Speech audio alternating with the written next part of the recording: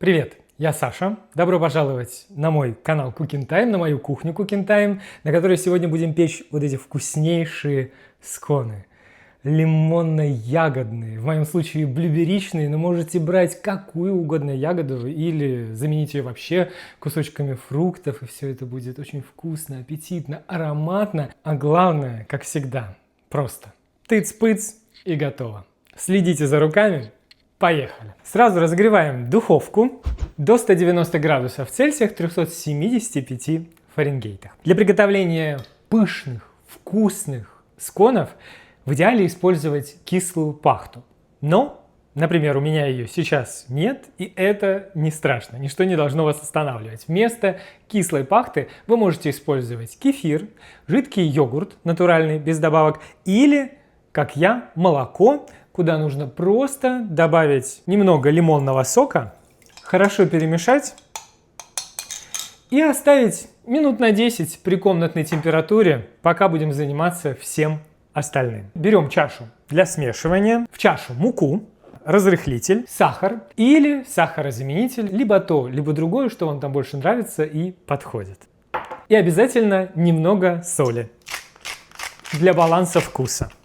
Все это хорошо перемешиваем с помощью венчика. И теперь масло с сухими ингредиентами нужно растереть, не оставив никаких кусочков. Вот такая смесь должна в результате получиться. Как всегда, небольшое напоминание про ваши драгоценные лайки. Пожалуйста, не забывайте про них. Можете поставить в конце или прямо сейчас авансом, а потом, если что-то не понравится, заберете. Но, пожалуйста, про лайки не забывайте. Это важно, и я каждого из вас за вашу поддержку бесконечно благодарю. Продолжаем. Добавляем туда цедру лимона. Можно использовать пару небольших лимонов или один какой-нибудь такой достаточно крупный. Ну, чтобы чувствовался лимонный вкус в сконах. С цедрой все снова хорошенько перемешиваем, распределяя ее там равномерно по смеси. Пришло время вернуться к молоку. Смотрите, оно там все подсвернулось, стало кислым. И как раз вот это вот кислое молоко является прекрасной заменой кислой пахте или кефиру в любой выпечке. Добавляю в молоко яйцо. И хорошенько яйцо с молоком перемешать. Я бы еще сейчас добавил ванильный экстракт, но не буду, потому что он и так у меня присутствует практически в каждом последнем рецепте. При этом, если хотите, можете использовать лимон, ваниль, это всегда беспроигрышное сочетание. Можете добавить ванильный экстракт в жидкие ингредиенты или часть сахара заменить ванильным. И теперь все это выливаем в сухие ингредиенты, куда-нибудь в середину. С помощью ложки или лопатки собираем вместе, смешивая жидкие ингредиенты с сухими. Перемешивать до полной однородности не нужно. Получились вот такие крупные комки. Добавляем ягоду, блюберику, или добавляете ту ягоду, которую будете использовать.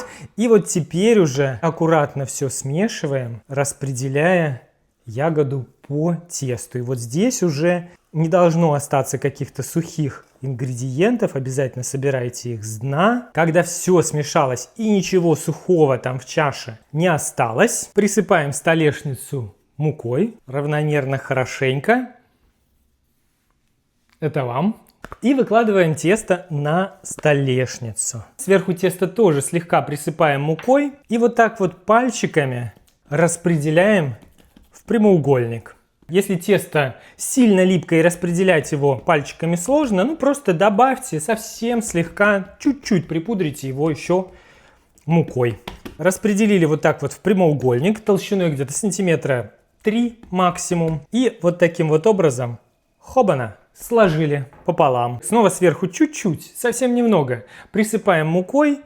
И теперь вот уже аккуратно, смотрите, делайте это аккуратно, чтобы не давить там ягоду. Помните, у нас там ягода. Разминаем все это в квадрат. Нежно и любя. И теперь необходимо нарезать из этого будущие сконы. Форма может быть любой. Можете использовать круглый каттер и сделать сконы круглыми, но тогда придется разминать остатки и нарезать заново. Можете сделать форму квадратную или традиционную треугольную форму. Это максимально просто. Шпатель или нож. Вот так вот присыпаем мукой и сначала разрезаем по диагонали, снова по диагонали. И теперь каждый треугольник пополам. Получается 8 таких больших сконов. Но мне сконы нравятся чуть поменьше, поэтому я дополнительно каждый вот этот вот треугольник еще разделю пополам. И у меня получится уже 16 сконов. Не забываем присыпать шпатель. И старайтесь резать не вот такими движениями, а максимально вертикально и уверенно. Заготовки для сконов готовы. Теперь необходимо их выложить, разместить на противне. На противне, стеленном бумагой для выпечки. Шпателем или лопаткой подхватываем каждый скончик и переносим его на противень. Кстати, можно пойти еще дальше и каждый вот этот треугольничек разрезать еще пополам и сделать скончики ну совсем такими маленькими. Если необходимо прям вот большое количество, 16 на 2, это получается 32 скона. А чтобы сконы получились еще красивее, румянее и аппетитнее, берем яйцо, смешиваем его с небольшим количеством молока и покрываем этой смесью все сконы сверху. Это сделает их максимально румяными, аппетитными, солнечными. Ставим в духовку, разогретую до 190 градусов в Цельсиях, 375 Фаренгейтах. В зависимости от размера выпекаться сконы будут 20, 25, 30 минут. Они должны подняться, должны подрумяниться хорошенько, должны пропечься. Ни в коем случае не должны пересохнуть и уж тем более не должны сгореть. Поэтому следите. Вот такие вот получаются аппетитные сконы, булочки. Аромат просто невероятный. Долго сконы на противне не держим, переносим их на решетку, где они уже могут подостыть.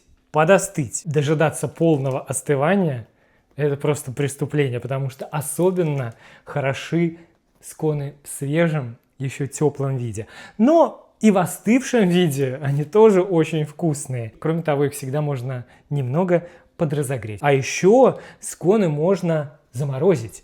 Можно их заморозить, видите, как у нас много получилось. Я их обязательно заморожу. А потом можно точно так же доставать, размораживать и слегка подразогревать, чтобы они были теплыми, ароматными и вкусными. Слегка подостывшие сконы можно сбрызнуть вот так вот белым шоколадом. Просто вилкой разбрызгиваем растопленный шоколад сверху. А для еще большей аппетитности на растопленный шоколад можно разместить несколько свежих ягод.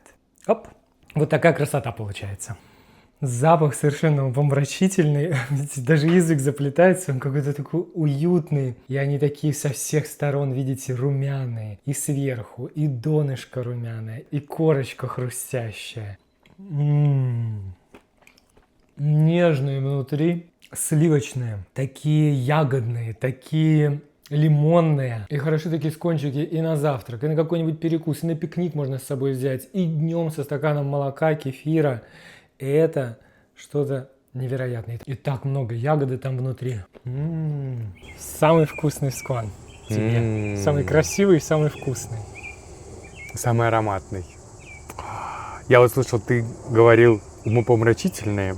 У меня, по-моему, от одной мысли помрачился ум.